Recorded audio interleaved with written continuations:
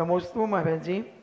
पहले महिला संगीत होता था, उसमें केवल महिलाएं ही हुआ करती थी, परंतु आज जब जो महिला संगीत होता है उसमें महिलाओं के साथ साथ पुरुष भी हुआ करते हैं और सब मिलकर के फिल्मी गानों पर डांस करते हैं और घर की बहू बेटियां भी उनके साथ में नाच करती हैं। तो महाराज जी, यह संगीत करना उचित है या अनुचित? आज का जो महिला संगीत है ये महिला संगीत रहा ही नहीं, अब शगुन है, शुभ नहीं है। महिला संगीत के दो रूप थे। पहली बात तो महिला संगीत जो होता था दो प्रकार से होता था। एक प्रकार से जब बारात जाती थी तो यहाँ पुरुष वर्ग बारात में जाते थे, तो महिलाएं एक महिला संगीत खेलती थी। इसमें कुछ महिलाएं पुरुष बन जाती थीं, कुछ महिलाएं महिलाएं रहती थीं और वे पुरुष बनकर के महिलाओं के साथ संगीत करते थे, जिससे घर की सुरक्षा बनी रहती थी कि यहाँ पुरुष वर्ग अभी भी हैं। वो उसका नाम दूसरा है, नाम मुझे याद नहीं आ रहा है। जब बारात चली जाती है तो बर पक्ष के परिवार के लोग कुछ महिलाएं ही पुरुष को रूप मूछे मूछे बना करके और एक नाटक खेलती, उसकी एक सुरक्षा व्यवस्था थी। उधर जाकर के जब महिला संगीत होता था तो उसको दादरा बोलते थे। दादरा, दादरे का अर्थ होता था दादियों के द्वारा दिया हुआ आशीर्वाद। उसमें नगर की जो दादियां होती थी, यानी जो बुजुर्ग महिलाएं होती थी, वो आकर के वर वधू को आशीर्वाद में कुछ गीत गाने गाती थी और उन दादरों में उनका आशीष छुपा हुआ रहता था, संस्कार छुपा हुआ रहता था और वो महिलाएं ही वो गाती थी। उनमें बहुत बड़ा रहस्य रहता था, दुआएं रहती थी, अनुभव रहता था। तो वो दादरे के रूप में प्राचीन परंपरा चल रही थी। अब वो दादरे तो खत्म हो गए, महिला संगीत आ गया। उन दादरों में पुरुष वर्ग नहीं आता था, मूल महिलाओं का कार्यक्रम। लेकिन आज महिला संगीत बहुत फुअड़ हो गया, अशुभ हो गया। आज बच्चे बच्चियां दिन की शादी है, वे ही खुले रूप में नाच करते हैं, उधर सब बुजुर्ग बैठे हैं, सब कुछ बैठे हैं। अब शगुन है, जिनकी शादियों में आज का महिला संगीत होता है, उनकी जिंदगी में कभी ना कभी अमंगल होगा ही होगा। महिला संगीत अमंगलकारी हो गया, आज का शगुन नहीं रहा। नियम से कहीं ना कहीं किसी न किसी रूप में एक दूसरे के ऊपर कहीं ना कहीं लांछन लगाएंगे, एक दूसरे की जिंदगी में अपशगुन होगा। ये आजकल हमारे सामने में प्रैक्टिकल भी हमने किया। दो चार परिवार ऐसे आए जिन्होंने एक दूसरे के ऊपर संदेह व्यक्त किया कि हमें अपने पति पर संदेह, हमें पत्नी पर संदेह। तो मैंने उनसे एक ही पूछा, तुम्हारी शादी में महिला संगीत हुआ था? तो महिला संगीत में आप दोनों नाचे थे? बोले हाँ साहब। सामने सब लोग बुजुर्ग बैठे थे? बोले हाँ साहब। मैंने कि बस वही अपशगुन है जो आज तुम्हारी जिंदगी को बर्बाद कर रहा है। दूसरी बात, जितने उस समय के जो परिणाम होते हैं वो देखने वालों के भी परिणाम अच्छे नहीं होते। आज का महिला संगीत इतना वासनामय होता है, इतना अश्लील होता है कि जो जिन बड़ों के मन में आशीष के भाव आना चाहिए, पवित्रता के भाव आना चाहिए, उनके मन में भी बुरे भाव आ जाते। बच्चे बच्चियां, शादियां जो हो रही हैं, वे बड़े बुजुर्ग के सामने बच्चे बच्चियां हैं।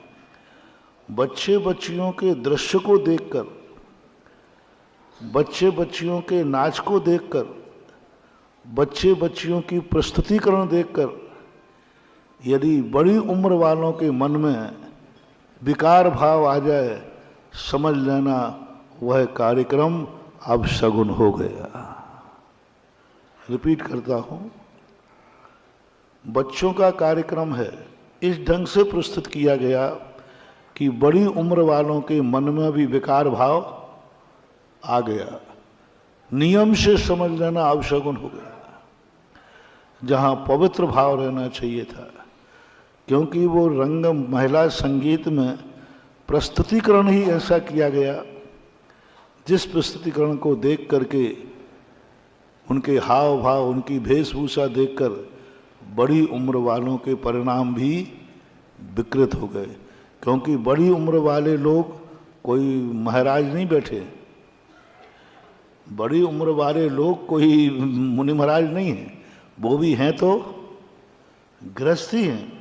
और उनकी वेशभूषा देखकर, नाव वाव देख करके बड़ों के मन में विकृति आ गए। महानुभाव, हजारों अपशगुन में सबसे निकृष्ट अपशगुन माना जाता है, क्योंकि बड़ों के मन में तो ये परिणति हुई, तो मैंने कि यही अपशगुन है। इसलिए महानुभाव, मैं अपने भक्तों से विशेष रूप से कहना चाहूँगा, दूसरों के लिए मनाही नहीं है कि अपनी शादियों में महिला संगीत बंद कराएं, पुरुषों का प्रवेश वर्जित कर दो। क्योंकि आज की दृष्टि बहुत अच्छी नहीं है। कितनी भी उम्र वाला क्यों ना हो, विकार भाव कभी ये नहीं देखता है कि सामने कौन है। विकार तो विकार ही होता है। इसलिए महिला संगीत टोटल बंद कर देना चाहिए। दूसरी बात है, विशेष रूप से एक्टरों को कभी नहीं बुलाना। एक्टरों को बुलाना सबसे बड़ा अपशगुन माना जाता है। क्योंकि हमारे ज्योतिष शास्त्रों में आया कि जो इस प्रकार के किसी का भी कैसा भी मानसिक आदि कैसा भी चारित्र का कोई ठिकाना नहीं है, ऐसा व्यक्ति यदि किसी शुभ कार्य में आता है तो वो शगुन नहीं माना जाता। इसलिए उन एक्टरों को तो कभी भूल करके भी संगीत के कार्यक्रम में नहीं बुलाना। वो महिला संगीत है, और उस संगीत में यदि कोई हीरो हीरोइन आए हैं, समझ लेना उनकी जिंदगी में ऐसा अपशगुन होगा कि उस समय महाराज का आशीर्वाद भी काम नहीं करेगा, धर्म भी काम नहीं करेगा, और दोनों की जिंदगी नरक बन जाएगी बहुत बड़ा। इसलिए आज के कार्य प्रश्न के अनुसार आपको 3 मोटिवेशन दिए। पहला, महिला संगीत नहीं करना, पुरुषों की उपस्थिति उसमें वर्जित होना चाहिए। दूसरा, जो बुजुर्ग महिलाएं हैं, जो बच्ची से बड़े बच्चे से बड़ी उम्र वाली हैं, उन महिलाओं का उपस्थित रहना जरूरी है। और वो महिलाएं ही आशीष भजन गावें, आशीष पर उनके भजन हो जिसमें आशीष हो, अनुभव हो। तीसरा मोटिवेशन, किसी हीरो हीरोइन के लिए कभी नहीं बुलाना चाहिए। उसमें किसको मुख्य अतिथि बनाना? जो तुम्हारे परिवार में, जो तुम्हारे रिश्तेदारों में, जो तुम्हारी समाज में सबसे ज्येष्ठ महिला हो, उस दादी को उसका मुख्य अतिथि बनाना चाहिए। घर में भी हो सकती है, उसका सब लोग सम्मान करो, वर वधू दोनों पक्ष उसका सम्मान करो, उसको मुख्य अतिथि बना के बैठा लो।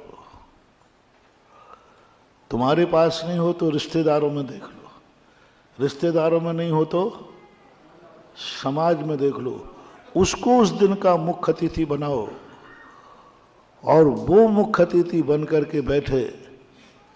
तो फिर ऐसे महिला संगीत को हम भी आशीर्वाद देते हैं, करना चाहिए।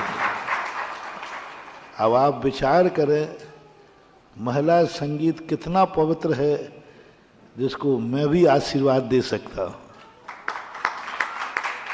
साधु आशीर्वाद दे रहा है, इसका अर्थ क्या है? बहुत अच्छी चीज है। तो जो प्रोसेस हमने बताई, बोलो इस प्रोसेस में आशीर्वाद देने में कोई दोष? बोलो आप लोग बताओ, कहाँ दोष आ रहा है? आ ही नहीं सकता। आपकी गृहस्थी का जैनागम निषेध नहीं करता। शास्त्रों में जिस शादी के लिए भगवान के सामने करने को कहा है, हाँ महावीर नीचे मत बैठो, तो बैठ नहीं पाओगे। हाँ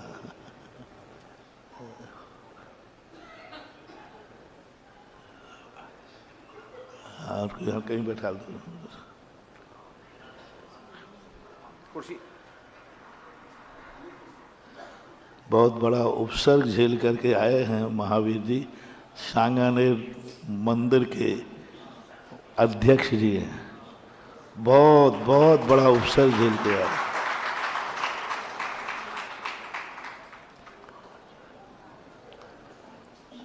तो इस प्रकार के जब आप लोग समझते हैं, धर्म गृहस्थी का विरोधी नहीं है। ये मत समझना कि धर्म कभी संसार का विरोधी रहा है, लेकिन संसार को व्यवस्थित करता है। उस समय मुझे पता चला, जिस समय पूज्यवर जिनसेन स्वामी महाराज ने 98 की बात है, अलवर चतुर्मास में, जब तुम्हारे शादी की कार्यक्रम को कहा जिनेंद्र भगवान की मूर्ति के सामने विवाह करो, तो मैंने कहा भगवान आप कहाँ वीतरागी और कहाँ ये राग का कार्य, ये तो आपके प्रतिपक्ष है। लेकिन जब पूरा विस्तार से पढ़ा, बोले नहीं, भगवान की साक्षी में किया हुआ संसार वह संसार में तो रहेगा, लेकिन वो कीचड़ के दलदल में फंसेगा नहीं। हमारे यहाँ जो भी करने योग्य है सब भगवान की साक्षी में करो, गुरु की साक्षी में करो। क्या गजब की बात महानुभाव, प्रसंग आ गया तो कहता हूँ, महापुराण के अंदर आपकी हर क्रिया के लिए भगवान की साक्षी कही।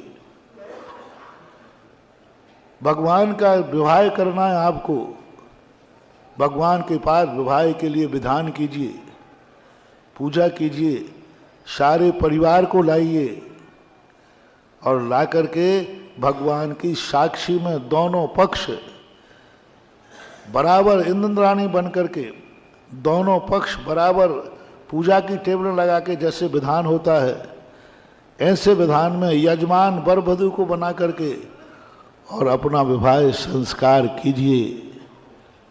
ऐसा लगता है उस समय वर्णन में जैसे कोई विवाह नहीं हो रहा है, साक्षात कोई विधान हो रहा है।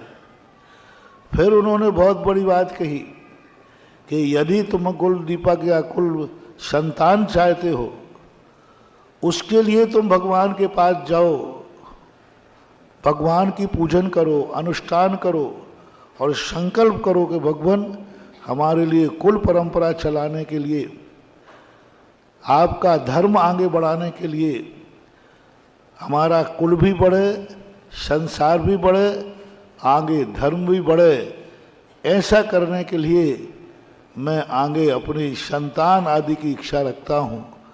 ऐसे के लिए भी भगवान की अनुमति। गजब!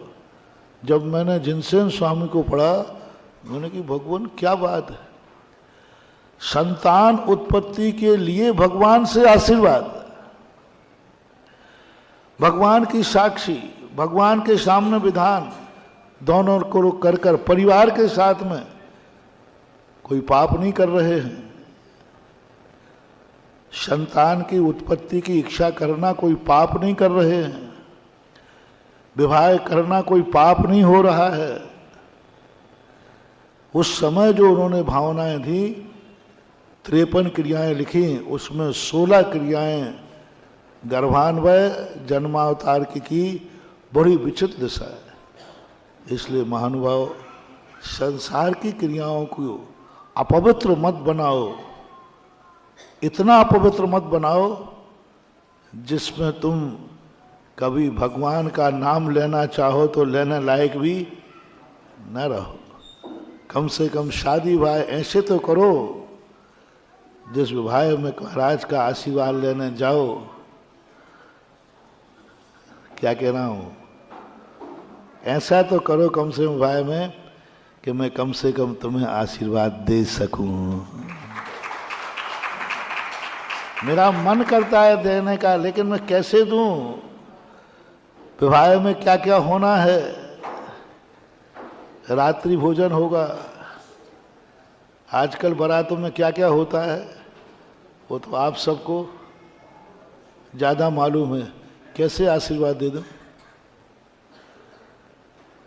कैसा राक्षसों का विवाह हो गया जिस विवाह में गुरु आशीर्वाद न दे सके, जिस कार्य में गुरु का आशीर्वाद न ले सको, वह आशीर्वाद अच्छे जैनियों का कार्यक्रम नहीं है, वो राक्षसों का, दानवों का कार्यक्रम है। जैनियों का कार्यक्रम, गृहस्थ का कोई भी कार्यक्रम हो, उस कार्यक्रम में इतनी पवित्रता रहती है कि गुरु को भी आशीर्वाद देने में संकोच नहीं और तुम्हें आशीर्वाद लेने में संकोच नहीं।